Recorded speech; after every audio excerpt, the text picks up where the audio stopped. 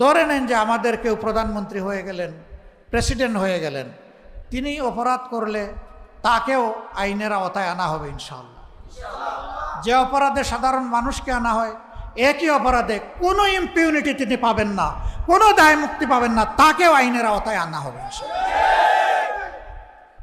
তিনি যদি দোষী প্রমাণিত হন, তিনি শুধু রাষ্ট্রের দায়িত্ব হারাবেন না, তিনি একজন ধিক্কৃত ঘৃণিত মানুষ হিসাবে জাতির সামনে প্রমাণিত হবেন।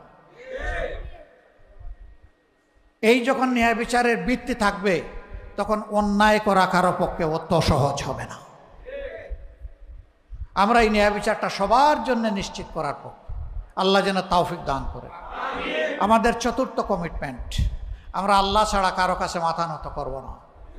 দুনিয়ার সকল সভ্য দেশের সাথে আমাদের আন্তরিক সম্পর্ক থাকবে, আমাদের বন্ধুত্বপূর্ণ সম্পর্ক থাকবে, কিন্তু সেটা হবে পারস্পরিক শ্রদ্ধা এবং সমতার ভিত্তিতে। আমরা কারো আধিপত্য আমরা মেনে নিব না, কোনো হেজিমনি আমরা স্বীকার করব না। এখানে আধিপত্য একমাত্র আল্লাহ রাব্বুল আলামিনের, যিনি আহকামুল হাকিমিন, তার ছাড়া আমরা কারো আধিপত্য মানব না। বাংলাদেশকে অতীতে যারাই যা করেছেন, ফরগেট অ্যাবাউট, কিন্তু আগামীর দিন ইনশাআল্লাহ বাংলাদেশ হবে আধিপত্যবাদ মুক্ত ইনশাআল্লাহ।